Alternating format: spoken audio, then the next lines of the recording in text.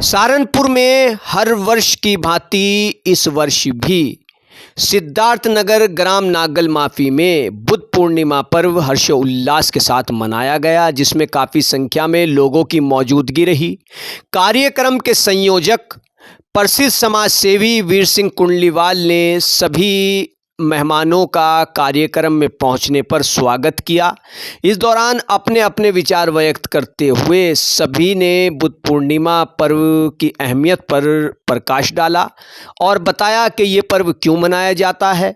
इस दौरान कार्यक्रम में काफ़ी संख्या में लोगों ने मौजूद होकर कार्यक्रम की शोभा बढ़ाई। कार्यक्रम में मुख्य तौर पर देवमणि भारती, हर्षदेव स्वामी, मेवालाल, संजय तेगवाल, शेषराज पवार, एसपी आर्य, इंतखाब आज़ाद, श्रीमती उर्मिला बोध, जगपाल सिंह समेत काफ़ी संख्या में लोगों ने शिरकत की। इस दौरान कार्यक्रम के संयोजक प्रसिद्ध समाज सेवी वीर सिंह कुंडलीवाल ने कहा कि बुद्ध पूर्णिमा पर्व हम हर वर्ष इसी तरह हर्षोल्लास के साथ मनाते हैं और ये दिन हकीकत में एक महत्वपूर्ण दिन है जो हमें ये बताता है कि हमें सत्य के राह पर हमेशा चलना चाहिए, गरीबों की, निर्धनों की सहायता करनी चाहिए।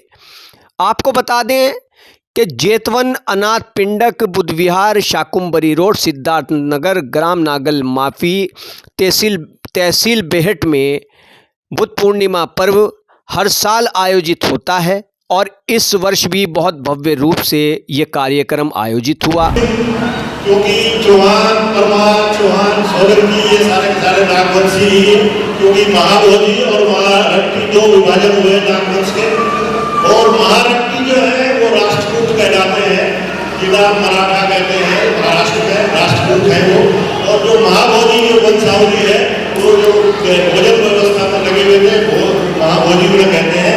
खुद महाभारत जो ग्रंथ है उसमें महाभोजी उन्हें जिक्र जो है 4-6 जगह आता है। तो मैं उस परंपरा से आता हूँ। जैसा आपको भास्कर जी ने आपको बताया कि भाई गौतम बुद्ध जी गया में जाकर के उनको जब उन्होंने संन्यास को समाधि दी और समाधि के बाद उनको मूर्छित अवस्था में थे तो एक महिला जो आती थी सुजाता जिन्हें कहते हैं, उन्होंने उनको खीर खिलाई तो उनको चेतना आई और चेतना आने के बाद उन्होंने ये लगा कि नहीं, मैं अकेला ही एक ज्ञान मुझे मिल गया, उससे काम नहीं चलेगा। मुझे जो ये ज्ञान प्राप्त हुआ है जो अभी विस्तार से भास्कर जी ने आपको बताया कि वो समाज में जाना चाहिए। जो ज्ञान उन्हें मिला उसको समाज में ले जाया। एक बात जरूर है कि गौतम बुद्ध अपने पूरे जीवन काल में किसी को ये कहने के लिए नहीं गए कि आप मेरे फॉलोअर बन जाओ, मेरी व्यवस्था को मान लो, मेरे आप शिष्य बन जाओ, ऐसा उन्होंने किसी को नहीं कहा। जो भी गया वो स्वयं गया गौतम बुद्ध के पास चल करके आप, मैं आपकी शरण में आया। एक उदाहरण सिर्फ इसके अतिरिक्त है। अपने पूरे जीवन काल में गौतम बुद्ध एक व्यक्ति के पास गए और उनसे कहा कि आप मेरे साथ चलो। वो थे वो चरवाहा जो गौतम बुद्ध को देखता था, वहां समाधि में जब तक रहे वो अपनी भैंस वहां चराता था, स्वास्थ्य। उनको जाकर के उन्होंने कहा कि अब आप मेरे साथ आओ। और मैं जो आपके सामने बात जो रखना चाहता हूं वो ये है कि राहुल को प्रशिक्षण देंगे। बहुत सारे लोग साथ में थे, बहुत सारे ज्ञानी थे, उन्होंने नाराजगी भी जताई कि गौतम बुद्ध ने ऐसा क्यों किया कि एक हमारे होते हुए प्रशिक्षण की जिम्मेदारी इस व्यक्ति को दी। तो उन्होंने एक्सप्लेन किया है, गौतम बुद्धायन ब्रह्मा ने बाबा साहब ने लिखा है कि उन्होंने ये क्यों किया। ये बात समझने वाली है। उन्होंने बताया, गौतम बुद्ध ने बताया कि मैं जानता हूं कि ये व्यक्ति अच्छी तरह से जानता है कि सामाजिक व्यवस्था क्या है, उसको कैसे चलाया जा सकता है, इसीलिए मैं राहुल का प्रशिक्षण दे रहा है। अभी बहुत सारी बातें होंगी, धर्म की बातें सुनी जाएंगी, उपदेश सुने जाएंगे। मैंने थोड़ा सा छोटा सा कंक्लूजन एक अपने विचार में बनाया 10-11 पॉइंट कि वो गौतम बुद्ध ने जो संदेश है या उपदेश है, मेरी अपने हिसाब से है मेरे, तो उन्होंने क्या कहा होगा, तो वो ज्यादा सच्चाई का हमें ज्ञान होना चाहिए और समाज को आगे बढ़ाने के लिए जो भी लोग हैं उनकी अवसरों की खोज होनी चाहिए और प्रकृति के साथ उन्होंने कहा भाई आप संसाधन जितने भी हमारे सब कुछ उपलब्ध है, हवा है, पानी है, उसका उतना ही प्रयोग करें जितनी जरूरत है, उसका लिमिटेशन उसमें बनाइए और जो शक्ति है समाज की वो सामाजिक जागरूकता की। आज के जमाने में हम देखते हैं कि जो हमारी स्ट्रेंथ है, जो हमारी शक्ति है, वो हमारी जागरूकता की शक्ति है। जब जागरूक है तो और दूसरे आखिर में यही है कि हम जो बूढ़े हैं मैं उनको आदर्श के रूप में दिखाओ, तो ये खुद भी अपने लिए मेरे लिए भी है। उन्होंने भी कहा कि जो बूढ़े हैं उनका सम्मान कर लो, उनको आदर्श के रूप में प्रस्तुत कर लो। बुद्धि के बारे में एक अच्छे विचार सुने, उन्होंने धर्म के बारे में और हिंदू धर्म के बारे में भी हमने बताया, सोचने में बताया। तो सच्चा धर्म है कि भाई हिंदू को खुद कंट्रोल करते हुए सच्चाई के मार्ग पर चलते हुए चलें और सच्चाई अपना रास्ता अपने अंदर का दीपक खुद खोज लें, यही मानवता का संदेश बताया है। तो उसी संस्था में मैं आगे बढ़ते हुए मेरे बीएसएनएल के साथी एक श्री टिंकू जी घटकोली से हैं, अपने 2 मिनट में अपने विचार रखें। भगवान बुद्ध। हेलो, महान कारुणिक भगवान बुद्ध की आज जन्म दिवस के उपलक्ष्य में हम यहाँ एकत्रित हुए हैं। आप सभी का बहुत बहुत साधुवाद। और जिन अंदर की ये बुद्ध विहार और प्रॉपर में स्कूल है, इनकी बहुत बहुत आभार जो आप इस कार्य में लगे हुए हैं, अपने समाज को एक नई दिशा दिखाने के लिए बहुत बहुत आभार। और आप जितने भी लोग यहाँ पर आए हैं, आपका बहुत बहुत साधुवाद। मैं थोड़ा सा बता देना चाहता हूँ भगवान बुद्ध के बारे में। भगवान बुद्ध का नाम सिद्धार्थ था। 563 ईस्वी को इनका जन्म हुआ।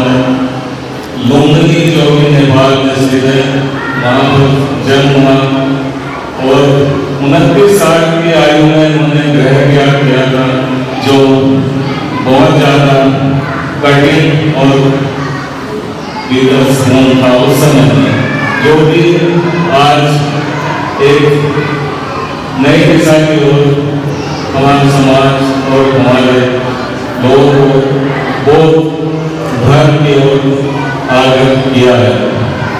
उनका आज जन्म दिवस मना रहे हैं। आप सभी का बहुत बहुत धन्यवाद, साधुवाद। और सभी साथियों को गुरु पूर्णिमा की बहुत बहुत बधाई और शुभकामनाएं। मैं आज 11 नंबर से और मैं नहीं हूँ, मेरे से बड़े बैठे हैं, वो आपको कुछ ज्ञान मिलेगी, वो उनसे संपर्क करते हैं। मैं वक्ता नहीं हूँ।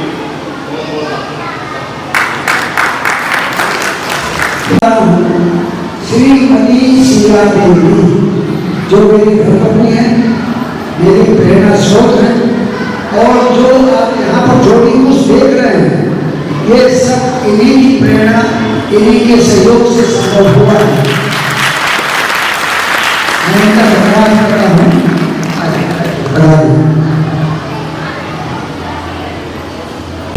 श्रीमती उर्मिला कौर जी को भगवान बुद्ध के विषय में बोलने का आग्रह करता हूँ।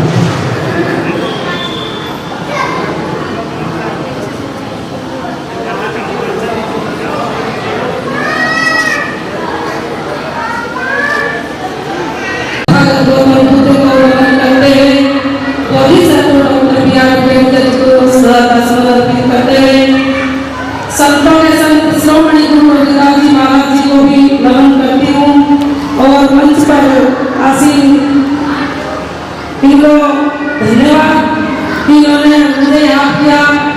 और वीर सिंह पुंडीवाल जी मेरे बड़े गुरु जी, इनका भी धन्यवाद।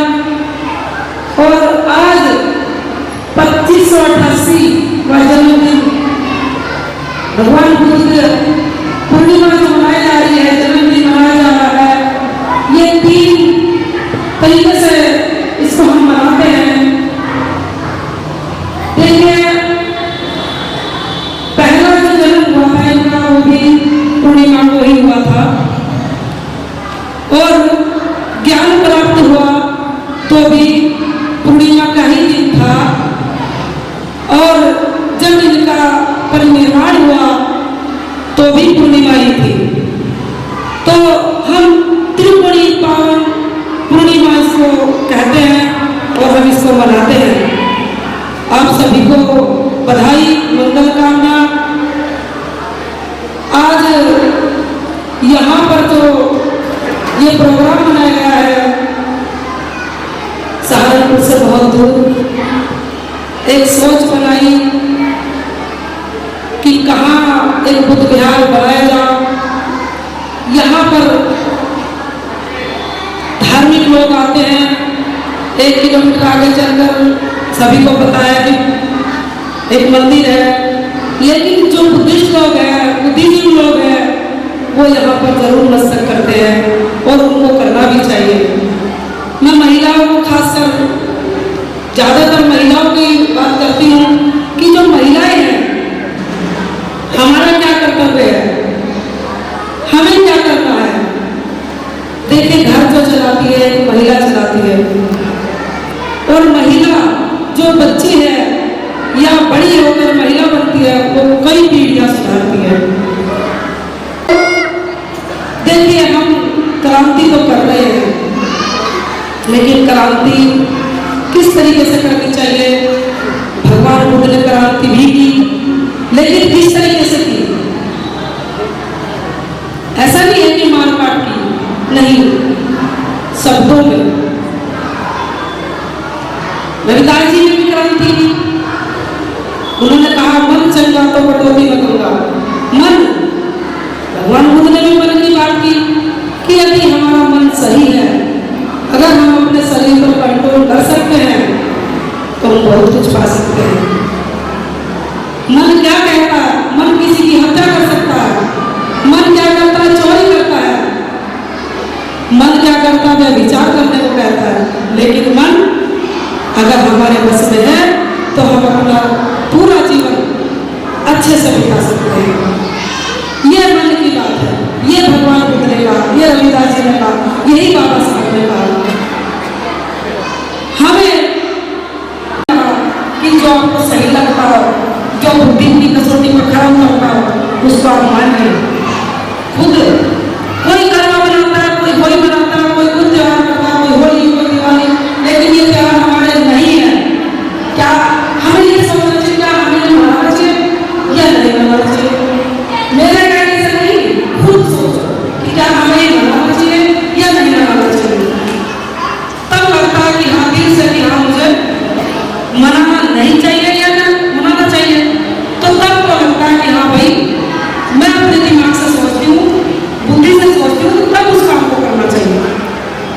सम्राट अशोक ने इतना काम किया हमारे लिए, बाबा साहब चले गए हमारे लिए। उसकी संरचना में जाओ, उसको संग कहा है।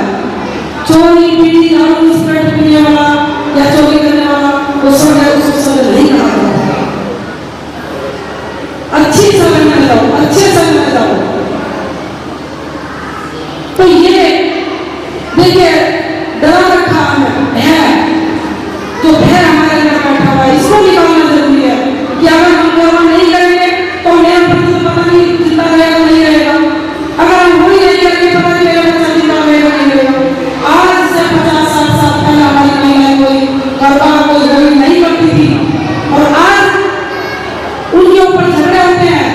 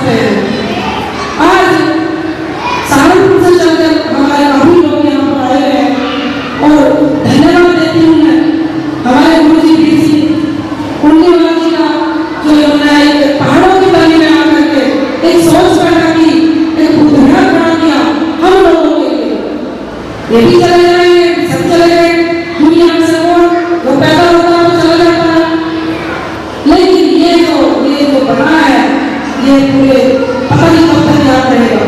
और ऐसे ही कार्य करते रहना चाहिए। मेरा मानना है कि बुद्धिमान हमें ज़्यादा से ज़्यादा बनाना चाहिए, अम्बेडकर को ज़्यादा से ज़्यादा बनाना चाहिए।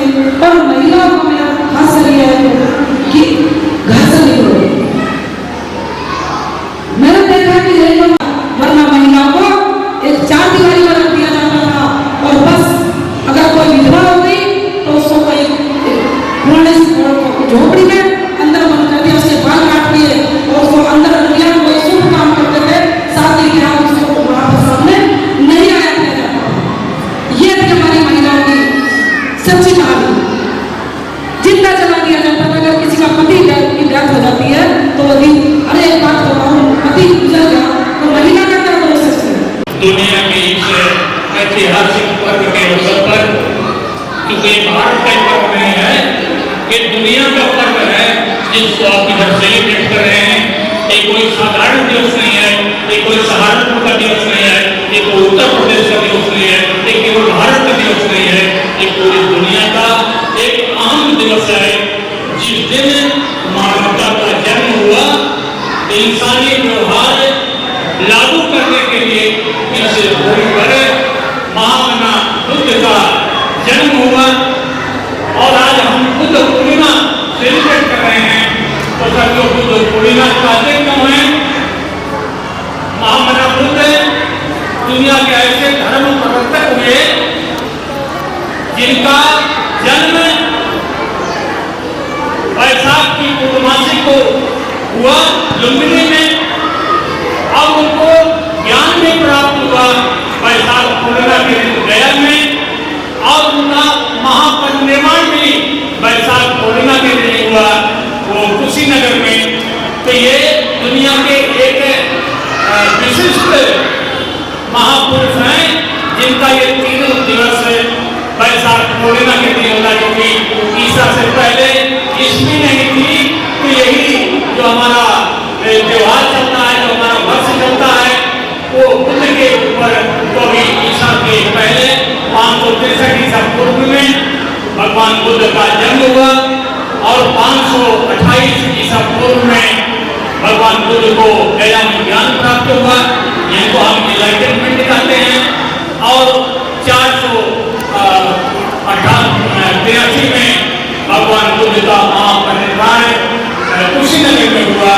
ये तीनों ही घटनाएं, तीनों ही अवसर एक ही दिवस होते हैं, इसलिए पूरी वैशाख की पूर्णिमा भगवान बुद्ध के लिए समर्पित है। ये दुनिया में केवल भारत में नहीं, दुनिया में हर जगह है, इसको बुद्ध पूर्णिमा के नाम से ही सेलिब्रेट करते हैं। इसलिए आज जो हम इधर सेलिब्रेट कर रहे हैं, ये आप सबका एक केवल है, ये सीमित लोगों का पर्व नहीं है। इंसानियत जहाँ से पैदा होती है पूरी दुनिया में सब जगह इस पर्व का बहुत बड़ा महत्व है। और इससे बड़ा महत्व यह है कि बाबा साहब डॉक्टर अम्बेडकर जब वो पढ़ लिख करके विद्वान हुए तो उन्होंने बौद्धिज्म को अडॉप्ट किया, इसलिए स्वीकार किया, इसलिए बौद्धिज्म को अपनाया कि इसमें इंसानी जिंदगी होती है, अन्यथा इससे पहले इंसानी जिंदगी लोगों को नहीं मिली थी। गैर बराबरी में व्यवहार लोगों के साथ होता था। इसलिए भगवान बुद्ध ने तो बराबरी इसलिए उन्होंने लिखा, भगवान बुद्ध के समय में बहुत ज्यादा गैर बराबरी थी, बहुत ज्यादा भेदभाव था, बहुत तरीके के उनके सामने कुछ जिसका मतलब बुद्ध की विचारधारा को फिर से प्रज्वलित कर दिया। हम इसको कह सकते हैं, तो भगवान बुद्ध ने उसमें इसको रिनेसेंस किया और उसके आधार पर आज बहुत सारे लोग बौद्धिज्म की विचारधारा से अपने को इत्तेफाक करते हैं, अपने को उसको स्वीकार करते हैं, अपने को उसमें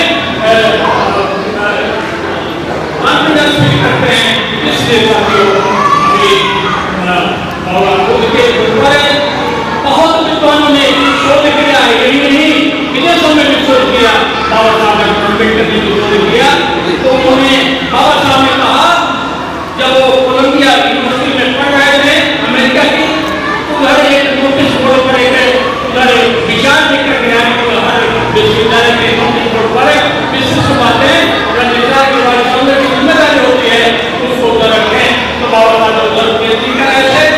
हमारे सुप्रीम कोर्ट पर एक लाइन लिखा हुआ मिला, उसमें लिखा हुआ था कि बाकी सारी चीजें नष्ट होती हैं, विचार नहीं नष्ट होता है। ये बात बाबा साहब डॉक्टर अम्बेडकर ने जब पढ़ा नोटिस बोर्ड पर, तो उन्होंने नोटिस बोर्ड के ऊपर लिखा कि विचार नहीं नष्ट होते हैं। ऐसा नहीं कि तो अब वैज्ञानिकों ने क्या बताया, वैज्ञानिकों ने बताया कि आज पिछले 30 साल मार्कर दुनिया में हर भौतिक वस्तु नाशवान है, इसलिए हमें जो भी फिजिकल चीजें ऐसे बनाकर रखना चाहते हैं वो सब नष्ट हो जाएंगी। इसलिए हमको क्या बना के जाना चाहिए, गैर नॉन फिजिकल सिस्टम को बना के जाना चाहिए, अब भौतिक वस्तु को छोड़ करके जाना चाहिए। अब भौतिक वस्तु क्या है, वो है हमारे विचार। लेकिन बाबा साहब डॉक्टर अम्बेडकर इतने मूर्धन्य विद्वान थे, उन्होंने कहा कि विचार भी खत्म होते हैं। तो उन्होंने जब नोटिस से लिखा कि नहीं विचार भी करते हैं, तो विश्वविद्यालय में काफी बड़े हड़कंप मच गया। एक स्कॉलर ऐसा लिखा है कि विचार भी नष्ट होते हैं, जब विश्वविद्यालय का विचार है कि विचार नहीं नष्ट होते हैं। तो ये बात जब बाबा साहब को कॉल किया गया, वहाँ एडमिनिस्ट्रेशन कमेटी के सामने कोई आपने ऐसा बोला है तो क्या इसमें आप अपील को स्वीकार करते हैं? बाबा साहब ने कहा कि मैं इसको बहुत विचार करके कहा हूँ कि विचार भी नष्ट होते हैं। तो कहा इसको आप सीनेट में आइए, सीनेट में आकर एक सिद्ध करिए, अन्यथा आपके खिलाफ डिसिप्लिनरी एक्शन लिया जाएगा विश्वविद्यालय की तरफ से।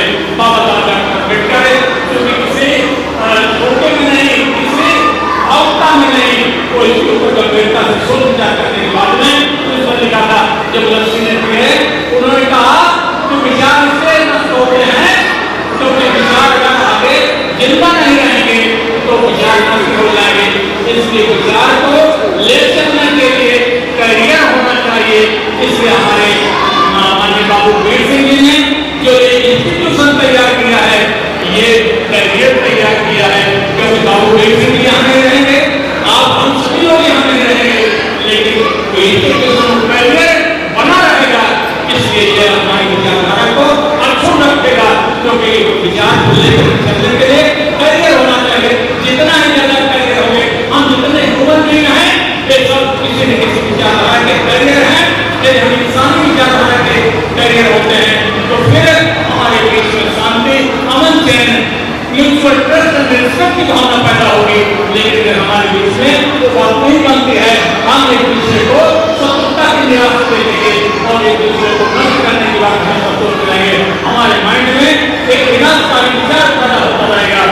इसलिए हम लोग आज बोलते हैं, इस बोलने का साथियों वैज्ञानिकों ने इसके ऊपर एक एक्सपेरिमेंट किया। उन्होंने कहा कि ये बोलने आज जो हम कम्युनिकेट कर सिग्नल शरीर के द्वारा, जो हमें सिग्नल के द्वारा जो हम तर्क दिखाते हैं, उसका असर सबसे ज्यादा होता है। 53% उसका असर होता है कम्युनिकेशन थ्रू बॉडी सिग्नल।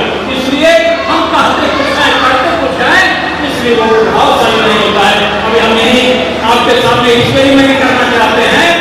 कभी हम बाबू वीर सिंह के बहुत बड़ा योगदान होगा, हम उनके बहुत आभारी हैं। विचारधारा को यहाँ अस्थायी करने के लिए इससे पीछे न आए, इससे आगे जाए, उनका बहुत बड़ा योगदान है, पूरे परिवार का योगदान है। तो मैं उनका भी आकर्षित करना चाहूंगा। अभी यहाँ जितने साथी हमारे बैठे हुए मंच से नीचे करके अभी उनसे मैं आग्रह करूंगा कि अभी वो सारे लोग अपनी उंगली अपनी ठोड़ी पर लगाएं, अपने उंगली सारे अपनी ठोड़ी पर लगाएं, लगा रखें सारे लोग अपनी उंगली अपनी ठोड़ी पर लगाएं। अब इसी नाम देखिए, यही हाल हमारे कम्युनिकेशन का है, यही हाल हमारे कम्युनिकेशन का है। हमने ठोड़ी 3 बार कहा कि ठोड़ी पर लगाइए, लेकिन आप कहाँ उंगली लगाए, वहां लगाए जहां हमने लगा दिया था। ये हमारे समाज का डिफेक्ट है। हम लोगों को कहते हैं दहेज मत लेना, जब बेटी की शादी होती है तो हम फिर पक्के अम्बेडकरवादी बन जाते हैं। कहते भाई हम साथ दहेज नहीं लेते हैं तो अम्बेडकरवादी है। कोई लड़का आप जैसे भला आदमी मिला वो मान लेता है, भाई चलो इनके बेटी से शादी कर लेते हैं, अम्बेडकरवादी लोग वैज्ञानिक सोच के लोग हैं, तो अभी वो तय हो गई। लेकिन वो देशों की शादी हो गई, कोई ज्यादा नहीं लिया, तो कहते हैं कि अम्बेडकरवादी लाते हैं, लेकिन जब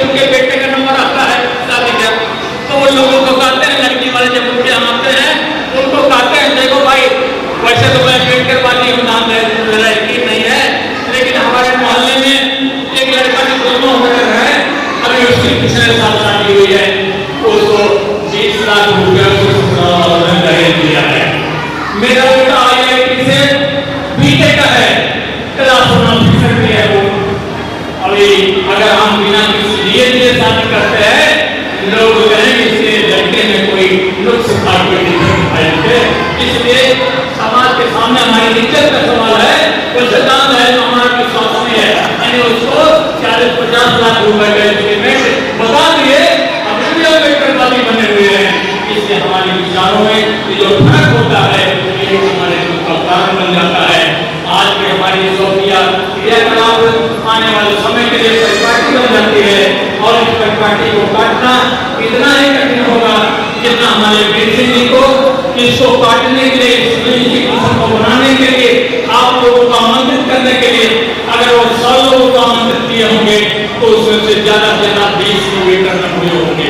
इससे ज्यादा 20% से ज्यादा का इसको होता ही नहीं कभी, क्योंकि हम दूसरे आगे बढ़ें। ये पूरा समाज आपके साथ रहेगा, आपका सेंटर बना है।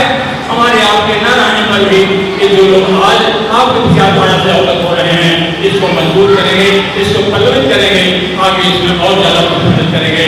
इन शब्दों के साथ हम आपका धन्यवाद करते हैं। डॉक्टर जय भीम, जय भारत, नमो बुद्धाय। कानूनी तथागत को नमन करते हुए परम पूज्य बाबा साहब अम्बेडकर के चरणों में श्रद्धासुमन अर्पित करते हुए आज के इस कार्यक्रम के आयोजक और इस भव्य बुद्ध विहार के संस्थापक आदरणीय वीर सिंह कुंडलीवाल जी के परिवार को भी कोटि-कोटि नमन करते हुए आज के इस कार्यक्रम में उपस्थित कार्यक्रम की अध्यक्षता कर रहे आदरणीय अध्यक्ष महोदय, हमारे संघर्षशील और जुझारू साथी आदरणीय SP भास्कर साहब, हमारे गुरुतुल्य आदरणीय पवन साहब, शेषराज कुमार जी, बहन अभी बोल करके गई, और हमारे बड़े भाई सुल्तान सिंह जी, प्रगतिशील युवा मंच के अध्यक्ष भाई करम सिंह बोध जी, और मेरे से पूर्व बोल करके गए बागसेन के राष्ट्रीय स्तर पर प्रचारक हमारे SP आर्या जी, और इस कार्यक्रम में उपस्थित विभिन्न सामाजिक संगठनों के प्रतिनिधि के रूप में तमाम इस दूर दराज के क्षेत्र से आज इस बुद्ध विहार में आए हुए सभी लोगों का अभिनंदन और स्वागत करते हुए, तमाम लोगों को यथायोग्य अभिवादन करते हुए, अपनी माताओं बहनों को नमन करते हुए, मैं मुझे 5 मिनट का समय मिला है, मैं आपके शब्दों में, क्योंकि हम लोग तो सीखने की प्रक्रिया में हम सीख रहे हैं। बड़े बड़े विद्वान जब हम स्टूडेंट हुआ करते थे उस टाइम से हमने आदरणीय कुंडलीवाल जी को देखा है, समझा है, सुना है। बहुत सारे लोग होते हैं जो भाषणों में विश्वास करते हैं, भाषण देने में। बहुत कम लोग होते हैं जो उसके उस चीज को, उस बात को अपने जीवन में उतारते हैं और उसको सार्थक करने का कार्य करते हैं। ऐसी शख्सियत हमारे बीच में वीर सिंह कुंडलीवाल जी, पूरा परिवार मन वचन कर्म से बोधिष्ट और पूरा समर्पण बाबा साहब अम्बेडकर के मिशन में। ऐसे परिवार इस समाज के अंदर यथावत रहे, वो फलते फूलते रहे, उनके ऊपर तथागत की मंगल कामनाएं रहे। इस भावना के साथ अपनी बात को मैं जारी रखता हूँ। सम्मानित साथियों, बुद्ध का मतलब क्या है? बहुत सारे लोगों ने जो अपनी अपनी बात बताई, उनमें अपनी बात को समाहित करते हुए, बुद्ध का मतलब है विवेक। विवेक कि पहले किसी बात को जानो, उसके बाद उस बात को छानो,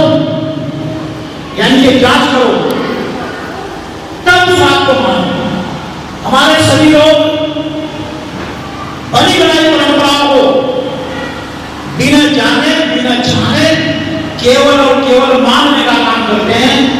और बुद्ध ने जो दर्शन दिया, आपने सुना होगा कि फला जगह चले जाओ, क्या फर्क पड़ रहा, अरे मानने की तो बात है, तो पहले से मानने, तुम भी मान लो।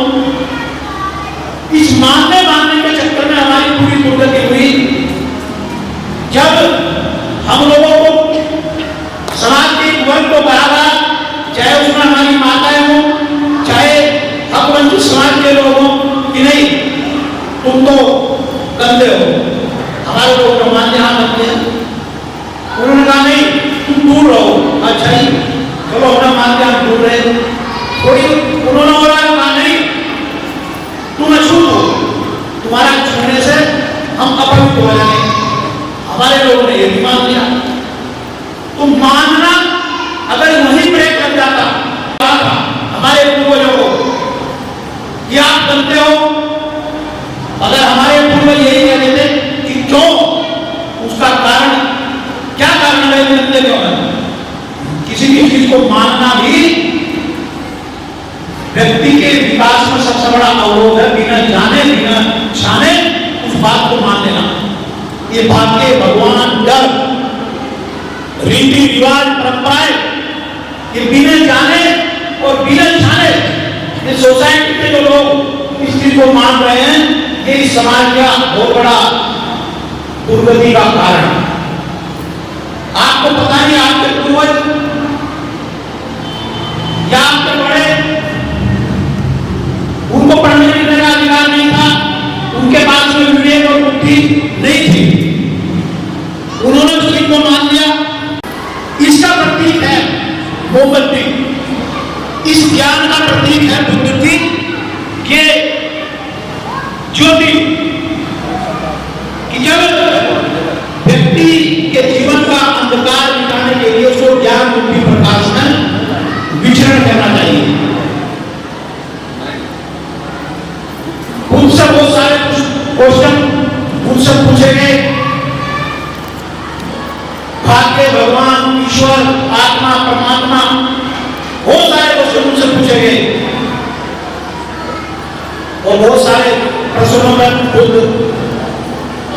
मौन धारण कर गए। कारण उन्होंने कहा कि अगर मैं इन सारे प्रश्नों का आपको उत्तर भी दे दूं, इन आपको उठा भी दूं, तो बताओ इन प्रश्नों के उत्तर से मानव के जीवन का कल्याण क्या होगा? मेरे दर्शन का उद्देश्य, मेरे विचार का उद्देश्य कि इस मनुष्य का जो दुख का कारण बना हुआ मनुष्य, इस मनुष्य का कल्याण कैसे हो, इसका जीवन सुखमय कैसे हो, इस जीवन में सुखपूर्वक किस तरीके से अपना जीवन यापन करे, ये मेरे दर्शन का आधार है।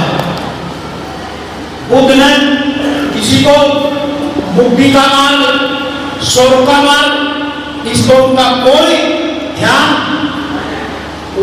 मनुष्य का जीवन में जब तक मनुष्य जीवित रहे ये सुखी कैसे हो। और जिन जिन लोगों ने, जिन जिन देशों ने बुद्ध के दर्शन को अपनाया, वो पूरी दुनिया के खुशहाल देश गिने जाते हैं।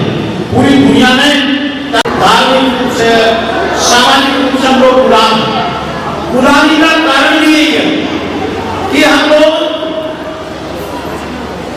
प्रथाओं को, परंपराओं को तोड़ने के लिए प्रयास करते हैं, परंतु समाज के अंदर विकल्प के रूप में नई नई परंपरा को तोड़ने के लिए नई परंपरा दो, प्रथा को तोड़ने के लिए नई प्रथा दो, और उनके रीति रिवाज खत्म करने के लिए अपने रीति रिवाज बनाओ, अपने प्रतीक बनाओ। जब हमारे समाज के अपने प्रतीक होंगे, अपने रीति रिवाज होंगे, तो निश्चित रूप से समाज के अंदर बदलाव होगा। तो हम लोग तमाम प्रथाओं को, उन परंपराओं को तोड़ने के लिए समाज के अंदर नई नई परंपराएं बनाएं, और नई नई परंपराएं बनाने के लिए हमारी धार्मिक इंस्टीट्यूट संस्थाओं का होना निहायत जरूरी है, क्योंकि यही से समाज में जवाबदेही तय होती है। अगर के रीति रिवाज कहां से आएंगे? और जिस समाज के रीति रिवाज नहीं है उस समाज में संस्कार कहां से आएंगे? और जिस समाज के अंदर संस्कार नहीं है उस समाज की संस्कृति का निर्माण कैसे होगा? हमारी लड़ाई इस देश के अंदर सांस्कृतिक लड़ाई है। हम सांस्कृतिक रूप से जो एक संस्कृति के खिलाफ खड़े हुए हैं, उस संस्कृति के खिलाफ जब हम खड़े हुए हैं तो हम उस लेवल की संस्थाएं डेवलप करनी होंगी। ऐसी संस्थाएं जिस तरीके की आदरणीय कुंडीवाल जी के परिवार ने संस्था समाज के लिए खड़ी की है, इन संस्थाओं से नए नए रीति रिवाज आएंगे, विकल्प जरूर। आपने कहा कि वहां शादी ऐसा होती है वो आपको ये विकल्प देना पड़ेगा समाज में कि फेरों के अलावा शादी जैसा होती है।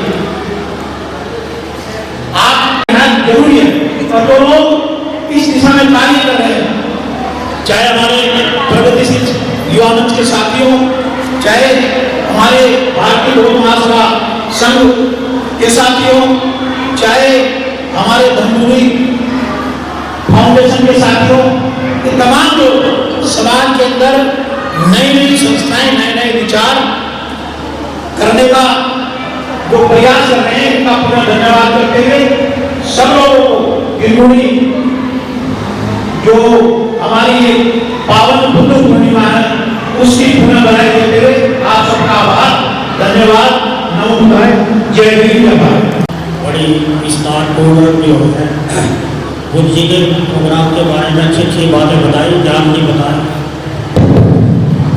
इसी श्रृंखला में घटकोली से एक महिला भी आई है, मैं उनको आमंत्रित करता हूँ कि अपने विचार हैं 2 मिनट में वो रख सकते हैं। बुद्ध पूर्णिमा की हार्दिक शुभकामनाएं। बुद्ध तथा बुद्ध ज्ञान गुरु तुमको मैं सत सत नमन करूं, तुमको मैं सत सत नमन करूं। बुद्ध तथा बुद्ध ज्ञान गुरु तुमको मैं सत सत नमन करूं, तुमको मैं सत सत नमन करूं। महामाया के राज दुलारे, सतदंत के नैन तारे, हे जग बालक नाम धरो, तुमको मैं सत सत नमन करूं, तुमको मैं सत सत नमन करूं। राजपाट सब छोड़ चले, साहुल को पास मुख मोड़ चले। राजपाट सब छोड़ चले, राहुल को पास मुख मोड़ चले। हे शरणम घर को छोड़ चले, हे शिव शिव का नाम जपो। हे बुद्ध तथा ज्ञान गुरु तुमको मैं सत सत नमन करूं, तुमको मैं सत सत नमन करूं। जय हिंद बुद्धाय। नगर है ऐसा और जादव नगर तो है ही है जिसकी मानता है भाई उसको अम्बेडकर जयंती स्टेडियम में मनाए जाने का शायद पूरे जिले में वही करते हैं। तो मैं इस श्रृंखला में यदि आपका आदेश हो तो 2 मिनट में भी बोलना चाहूँगा, यदि आपका आदेश हो तो। यदि आदेश आपका हो तो शॉर्ट में 2 मिनट में अपनी बात मैं भी कहना चाहूँगा। तो मैं भगवान बुद्ध की 2528वीं जयंती पर, क्योंकि उनका जन्म लोकनी और उनका उसके बोध गया में ज्ञान प्राप्त करना और उसका कुशीनगर में महापरिनिर्वाण एक ही तिथि में होना, तो यह सौभाग्य की बात है। और ज़्यादा न कहकर के हुए, क्योंकि बुद्ध ने जो हमें ज्ञान दिया है एक मन से, संकुचित मन से, मतलब विवेक के आधार पर, जैसे उन्होंने बताया कि हमारे अंदर मन संकुचित है, सही है, विवेक है, तो हम अपनी इंद्रियों को ध्यान में रख करके निर्णय लें और अपने समाज को जागृत करें। 3 घटनाओं से बचपन में बुद्ध जी को जो सुदोलक राजा थे उन्होंने अपने एक प्रतिनिधि को उसके साथ छोड़ा था और 3 घटनाओं से प्रेरित होकर के बूढ़ा व्यक्ति, बीमार व्यक्ति और सैया पर लेटा व्यक्ति, उन्होंने उसी से सीखा था कि भाई इस दुख से उभरने का कारण क्या है। तो इसीलिए वो मतलब संन्यास में निकले और 35 वर्ष की आयु में 6 साल की तपस्या करने के पश्चात जो ज्ञान प्राप्त किया उसमें राजा हर्षवर्धन, बिंदुसार और प्रसेन आदि थे तथा चक्रवर्ती सम्राट अशोक जिन्होंने उनके उपदेशों को भलीभांति संसार में फैलाया और उनके उपदेशों को हर्षवर्धन जी ने और सम्राट अशोक ने ही पूरे भारत में और अन्य देशों में अमेरिका वगैरह, इंग्लैंड और जापान और श्रीलंका और इंग्लैंड मतलब थाईलैंड, तिब्बत इन देशों में जाकर के उनका संदेश प्रचार पहुंचाया। और यह प्रचार, बुद्ध का प्रचार 2 तरफ से होता है। एक तो सन्यासी जो भिक्षु बनते होते हैं, सन्यास लेकर के उनका प्रचार किया और गृहस्थ जीवन में रहते हुए जो बुद्धिस्ट है उनकी वो उपासक हुए। तो हम सब जो है अपनी बात मतलब सिर्फ भाषण देकर कि नहीं उनकी ग्राउंड करते हैं। अब मैं इसमें यही कहता हूँ कि जब तक हमारी विचारधारा एक नहीं होगी, बुद्ध मतलब बुद्ध ही प्रकाश है, अपने अंदर जितना भी अंधेरा है उसको दूर करने के लिए हमें खुद सोचना है, अपने अंदर का अंधेरा दूर करना है। जैसे जलते हुए दीपक की रोशनी की भांति उन्होंने अपने अंदर का अंधेरा मिटा करके उस प्रकाश को ग्रहण किया है और सारे संसार में फैलाया है। तो उसी से प्रेरित होकर के और क्योंकि पूरे देश में, भारत में नहीं वरन संसार के सारे देशों में उनका प्रचार हुआ, वो एक महाकरुणाशील व्यक्ति है। उनका वो धर्म है, ये कोई धर्म नहीं है, एक विचारधारा है जिससे प्रेरित होकर के 21 वर्ष संघर्षशील होते हुए, जैसे टेकवाल जी ने कहा कि हमें बिना किसी धर्म के, बिना किसी उसके जाने जबरदस्ती कोई चीज नहीं करनी चाहिए बिना जाने। तो उन्होंने 21 वर्ष में वो धर्म को पहचाना, वो धर्म को पहचाना और संघर्षशील होकर के 14 अक्टूबर 1956 को 5 लाख लोगों के साथ जो नागपुर में जो दीक्षा ली थी वो आपके साथ उदाहरण है। तो साथियों मैं ज्यादा नहीं कहकर यही कहता हूँ कि जो आज हम यहाँ, मैं तीसरी बार यहाँ आया हूँ और इस धरती पर सारनपुर की यह मेरा तीसरा भव्य स्वागत है। श्री कुंडलीवाल जी और उनके परिवार ने जो उसमें सहयोग दिया है, क्योंकि उन्होंने तो सहयोग दिया है, उसको बनाया है और इसको चलाना है हम लोगों को। ये आपका पूरे जिले के सारनपुर के लोगों का, बुद्धिजीवी लोगों का, बुद्धिस्ट का और अम्बेडकरवादी रविदासवादी का सभी का उद्देश्य है कि उसको हम सफलतापूर्वक चलाएं और अपने लोगों को जाने पढ़ाएं। और सभी लोग पढ़ाए गए हैं, चाहे वैज्ञानिक दृष्टि से पढ़ाए हैं, वो बुद्ध का ही संचार है और बुद्ध के आधार पर हम लोग क्रांति। अभी इस प्रोग्राम में हम करीब 150 गाँव में हमने प्रचार किया है आपके साथ आकर के। हर लोग ना करते तो कैसे लोग आते, चाहे बीसी आए। तो ये एक क्रांति जगाने का कारण है, घर बैठ कर नहीं होता। दूसरे शब्दों में मैं ये कहना चाहता हूँ कि साथियों ये संस्था हमारी सबकी है, कुंडलीवाल जी ने बनाई है। जब संस्था होती है किसी देश आदमी की नहीं है, तो पूरे भारत की है, पूरे संसार की है, यहाँ की है, तो हम लोगों की है। इसलिए मेरी आपसे गुजारिश है कि इसमें हम लोग सभी लोग इकट्ठे होकर के जब भी प्रोग्राम आए, चाहे अम्बेडकर जयंती हो, चाहे रविदास का जन्मदिन हो या बुद्ध पर्व है, बुद्ध पूर्णिमा हो, ये हमारे अच्छे त्योहार हैं। और लोगों के पाखंडियों के मत में आकर के जब हम शिक्षित हैं, अपने बच्चों को पढ़ा करके आगे बढ़ें और अपने जीवन का प्रकाश, अपने दीपक का प्रकाश, अपने दीपक का प्रकाश स्वयं अपने अंदर जगाएं, तो कभी हम मार नहीं खाएंगे और दूसरों लोगों से साथ तलाक में भी पीछे नहीं हटेंगे। इसमें मैं इस श्रृंखला में आगे बढ़ता हुआ इसमें यह कहना चाहता हूँ कि देखो सहारनपुर में भी हम लोगों का एक बहुत बिहार है, वहाँ पर मुझे ऐसी नहीं कहनी चाहिए। कुछ 2-4% लोग जो इस चीज को उसे नहीं मानते, और वो जिन लोगों ने खड़ा किया है, बाहर के लोगों ने चंदा दिया है, तो बाहर के लोगों ने चंदा दिया है, उन लोगों को वो नहीं वहाँ घुसना देना चाहते। जो साथियों पूरे जिले के गाँव का यह मैं आश्वासन करता हूँ, उनसे विनती करता हूँ कि उसमें इकट्ठे होकर के अपना मान रखें। उनका वो बहुत प्यार है, ये भी बहुत प्यार है, तो उस पर अपना अधिकार रखें और वो सहयोग करें ताकि वो लोग अपने उसे धनस्ती कब्जे में न करें।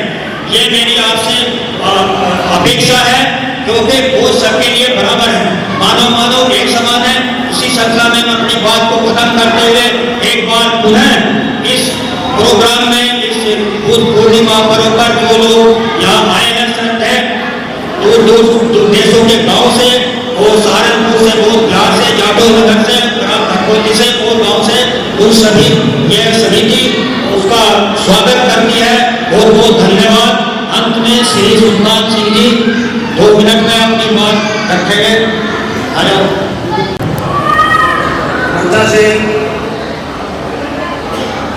हमारे विद्वान साथी, मेरे सम्मुख उपस्थित उपासक उपस्थितों, क्षेत्र से आए हुए माताएं, बहनें, बच्चों, बुजुर्गों, युवाओं, आप सभी का विनम्र स्वागत है इस पावन पर्व पर। बहुत से बातें कही जा चुकी हैं, नहीं होगी आगे कुछ समझने की, लेकिन चूंकि हुक्म हुआ कि अपनी बात 2 मिनट में रखें, मैं 2-3 ही बातें इसमें ज़्यादा करूँगा कि नहीं, तो मैं सुनना ठीक होगा। खाना उतना ही बचता है जितना हम करता हो, ये भी बात है। आज हम बुद्धों को याद करते हैं, ये देश बुद्ध याद क्यों करता है? बाबा साहब ने क्यों कहा कि मैं इस देश को खोलने बनाऊंगा? कारण कुछ है जानकारी है नहीं आपको है, मैंने मुझे बताया उनकी बातें ये है कि जिस समय बुद्ध काल था, ये ईसा पूर्व जो समय था वहाँ के पास वो काल ऐसा था जहाँ दुनिया ABCD नहीं जानती थी, लेकिन इस भारतवर्ष के अंदर 3 विश्व स्तर की यूनिवर्सिटी, नालंदा, तक्षशिला और विक्रमशिला। विश्व का आदमी पढ़ने आता था, इसी कारण देश विश्व गुरु कहलाया पहले। इसलिए बाबा साहब कहते थे मैं देश को फौज में बनाऊंगा। दूसरी बात,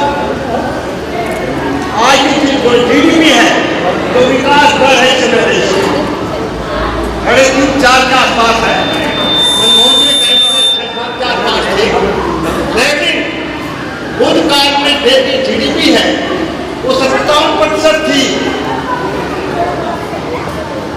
तीसरी बात क्या है, वो ये है कि उस काल में ये देश सोने की चिड़िया कहलाता था, लेकिन आज ये देश जब पूरे विश्व की बात करते हैं हम विकास की बात को लेकर के, ये पूरा देश आज बहुत पिछड़ चुका है।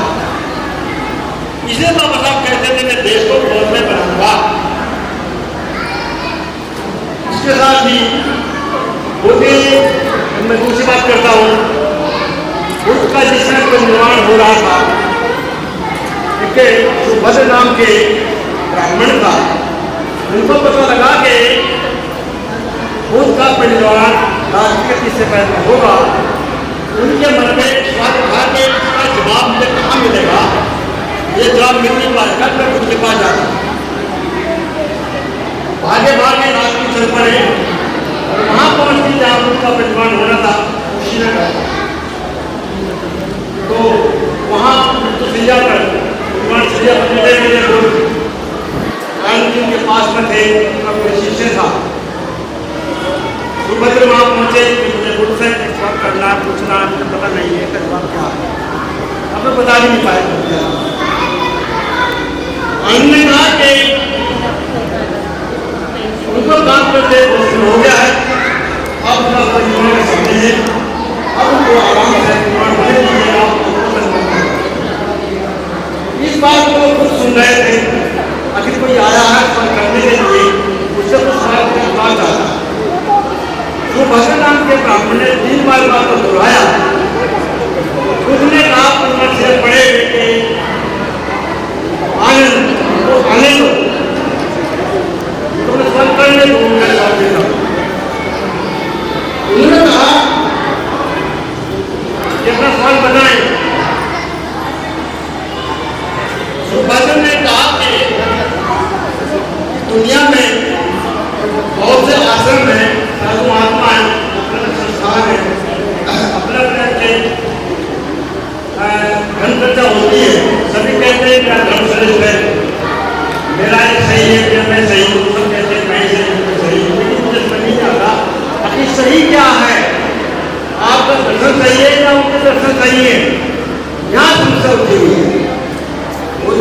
जवाब दिया, जिसके पास आक्रमिक माल है वो सही है, जहाँ आक्रमिक माल नहीं है वो सही नहीं है। ये के साथ संतुष्ट हुआ। आज भी परिस्थिति है देश की, कहीं आक्रमिक माल अगर है तो उनके पास में है, किसान के पास में है। जुझारू और समाज सेवा में लगी रहने वाली श्रीमती कृष्णा बौद्ध वो मौजूद हैं, तो मैं उनसे आग्रह करूंगा कि वो अपने विचार यहाँ पर रखें। कृष्णा बौद्ध जो हमारे पास उन्हें छोड़ने को तैयार नहीं है। पता नहीं कब जाके इनका पीछा छूटेगा इन चीजों से। कहते हैं मंदिर मंदिर में जाने के, लेकिन फिर भी एक दिन रविदास मंदिर में जाएंगे, दूसरे दिन शिव जी के मंदिर में जल चढ़ाने जा रहे हैं। ये जब तक हम दो रास्ते का एक नहीं करेंगे, हमारा कभी भी उद्धार नहीं होने का। हम सोचते हैं कि हमारा उद्धार ऐसे हो जाएगा, बिना पढ़े हो जाएगा। जब तक हम बाबा साहब को नहीं पढ़ेंगे तो उनके रास्ते बनाए कितने भी हों, हम नहीं चल सकते। अगर हमारे पास 10 बंदे ऐसे हैं कि जो हमें अंधकार की तरफ खींच रहे और एक बंदा ऐसा जो अच्छाई की तरफ खींच रहा है, तो तब भी हमारी टांग पीछे ही खींचेगी, आगे नहीं। इसलिए हमें अपने तन मन धन जो भी हमारे पास है, हमें उसकी मानते हुए बुद्धा की शरण जाए और बाबा साहब के बताए गए रास्ते पे जाए, तो ही हमारा उद्धार हो सकेगा। एक बुद्धा का मैं एक भजन सुनाती हूँ। ओ बुद्धे भाग्यवन, बुद्धे भाग्यवन, तारी हो रही जय जयकार, जगत में डंका बाज रहा। बुद्धे भाग्यवन, बुद्धे भाग्यवन, तारी हो रही जय जयकार, जगत में डंका बाज रहा। मैं के को जब चली महा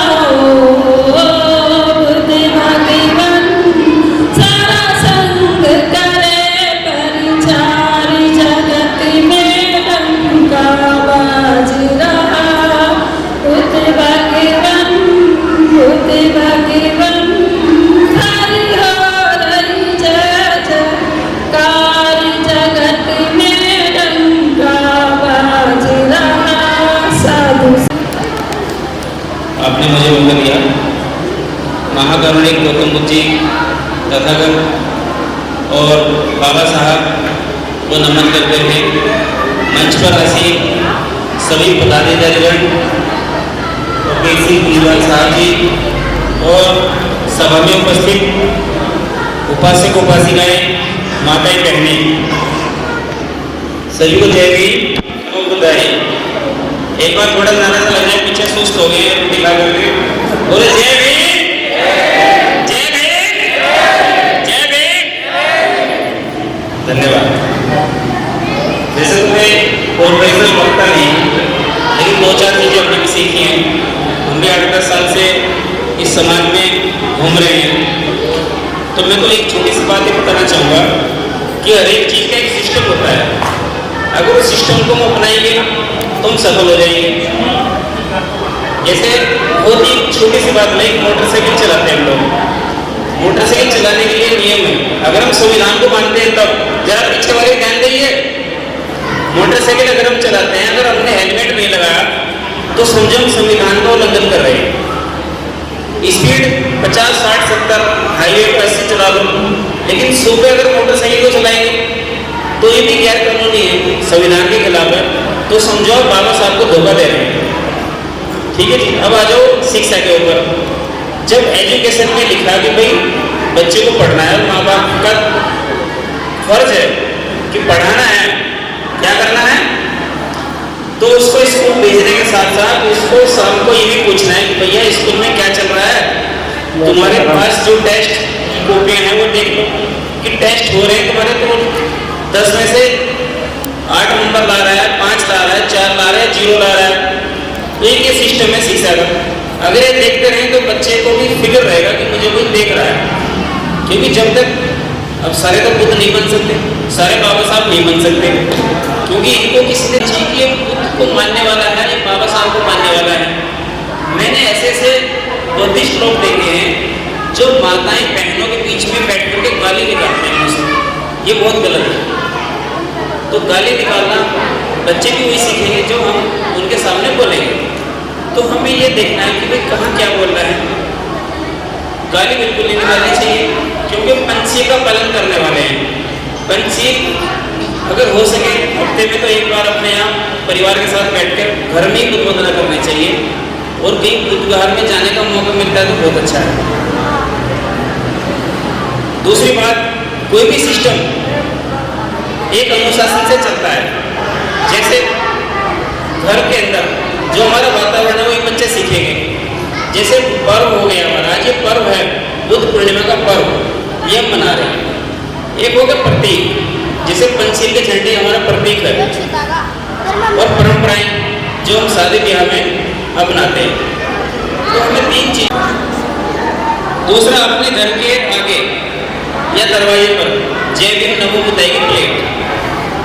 तीनों के पीपल के पत्ते, पीपल के पत्ते आप स्टील के, पीतल पर पीपल के पत्ते का शेप आकार बना सकते हैं। ठीक है। बाबा साहब की फोटो और बुद्ध की फोटो, ये 4-5 चीजें हमारे घर में होनी चाहिए, तभी आपके यहाँ आने का फायदा होगा। क्योंकि इतनी बड़ी मेहनत के साथ साथ संस्थापक लोगों ने इतने दूर दराज क्षेत्र में ये कैंपस बनाया है, बुद्ध विहार बनाया है, स्कूल बनाया है। तो ये बुद्ध की, बाबा साहब की शिक्षाएं देने के लिए बनाया है। तो मेरा केवल इतना ही आप लोगों से निवेदन है कि जो यहाँ चीज़ सभी वक्ता उन्होंने बताई है, ये बहुत काम की चीज़ें हैं।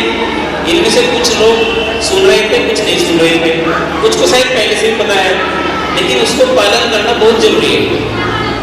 तो इनके साथ साथ मैं सभी से उम्मीद करता हूँ कि बुद्ध और बाबा साहब की विचारधारा अपने तक न सीमित रखें, अपने पड़ोसी को, अपने रिश्तेदार को, भाई बहन को किसी न किसी कार्यक्रम में ले जाते रहें। जैसे यहाँ कार्यक्रम हो रहा है, आगरा में हर साल 18 मार्च को कार्यक्रम होता है, लाखों लोग ये प्रोग्राम में पार्टिसिपेट करना बहुत जरूरी है, तभी हमारी परंपराएं बढ़ेगी। अब आप कावड़ यात्रा को देख लीजिए। कावड़ यात्रा में एक बार जो चला गया, अमरनाथ यात्रा में जो एक बार चला गया, वो अगली बार 2 को लेके जाता है, क्योंकि उन्होंने ठान रखा है कि हम अपने सिस्टम को आगे बढ़ाना है। तो अगर आपको अपने सिस्टम को आगे बढ़ाना है चाहते हैं, तो अपने रिश्तेदार को, भाई बहन को बुलाओ, अपने घर बुलाओ, भी कल वहाँ जाना है। अगर आप क्या मान लिया कि डीजे तेरी बजाना है तब भी तो जाते लोग इकट्ठा होकर के या कि मंगनी नमो बुद्धाय, जय भीम, नमो बुद्धाय, जय भीम, नमो बुद्धाय। हमारे बौद्ध धर्म में हर एक चीज 3 बार बोलने की परंपरा है। तो इसीलिए जब यह जय भीम नमो बुद्धाय कहें तो ये 3 बार कहा जाना चाहिए। दूसरी बात मैं आपको बताना चाहता हूँ कि बाबा साहब ने बौद्ध धर्म क्यों अपनाया। उन्होंने बहुत पहले ही घोषणा कर दी थी कि मैं हिंदू पैदा हुआ है, मेरे बस की बात नहीं थी, लेकिन मैं हिंदू बनूंगा नहीं, ये मेरे बस की बात है। तो जब ये घोषणा हुई तो अन्य सभी धर्म के लोग, जैसे सिख धर्म के लोग, ईसाई धर्म के लोग, इस्लाम धर्म के लोग, उनमें हो कर गए कि भाई ये इतना बड़ा समाज है, सुंदर समाज, तो ये अगर हमारे उसमें आ गया खेलने में तो हमारी संख्या बहुत बढ़ जाएगी। लेकिन बाबा साहब ऐसे व्यक्ति नहीं थे जो बिना सोचे विचारे कोई काम करें। उन्होंने बहुत गहन अध्ययन किया और गहन अध्ययन के बाद उन्होंने पाया कि हमारे जितने पूर्वज थे वो सब बौद्धिस्ट थे, बौद्ध धर्म को मानने वाले थे। और इसी कारण हम लोग चूंकि ब्राह्मणवाद हावी होने के बाद जब हमको बहुत ही दुर्गतिपूर्ण स्थिति में ला दिया गया, वो इसलिए ला दिया गया क्योंकि बहुत प्रयास करने के बावजूद हमारा समाज बौद्ध धर्म छोड़ने को तैयार नहीं था। तो जब बौद्ध धर्म नहीं छोड़ा तो हमारे लोगों की गांव में कहीं पर भी बस्तियां अलग बसा दी गई और वो कहाँ दक्षिण दिशा में। दक्षिण दिशा में क्यों? क्योंकि दक्षिण दिशा में श्रीलंका है जो बौद्धों का बहुत बड़ा गढ़ है। तो ये चीज जो हुई हम लोग नहीं छोड़ पाए, हमें अछूत बना देगा। लेकिन धीरे धीरे जब हमारी दुर्गति होती गई, हमारे सोचने समझने की शक्ति खत्म हो गई, हमें पढ़ने लिखने का अधिकार तो था ही नहीं, तो धीरे धीरे हम भी उनके रंग में लग गए। और चूंकि इंसान को कोई ना कोई धर्म चाहिए, कोई ना कोई ऐसा समझ चाहिए जिसके सहारे लोग अपना जीवन जी सके, तो वो भी उनके रंग में लग गए। तो अब उन दिग्भ्रमित लोगों को, उन लोगों को जो अपने धर्म को भूल गए थे, बाबा साहब ने उन्हें पुनर्जीवित किया। हम लोगों को बहुत ध्यान देके हमें बताया कि हमारा यही धर्म है, यही वास्तविक धर्म है। जब ये था तब सोने की चिड़िया थी। अब हमारे इस जो बुद्ध विहार में आपने देखा होगा कि 4 खंबे हैं जो सोने के रंग में लगे हुए हैं। वो इसलिए लगे हुए हैं कि हमारा समाज पुनः जागृत होकर इतना ध्यान में हो जाए कि सोने से लग जाए, इसलिए उसके एक प्रतीक के रूप में बनाए गए हैं। तो anyway, मैं जो आप सब लोग आए बहुत आप सबका आभारी हूँ, धन्यवाद करता हूँ। आप लोगों ने यहाँ आकर हमें एक नया सफर दिया, हमें एक बल दिया और हमें और आगे बढ़ने की प्रेरणा दी। धन्यवाद। Thank you very much.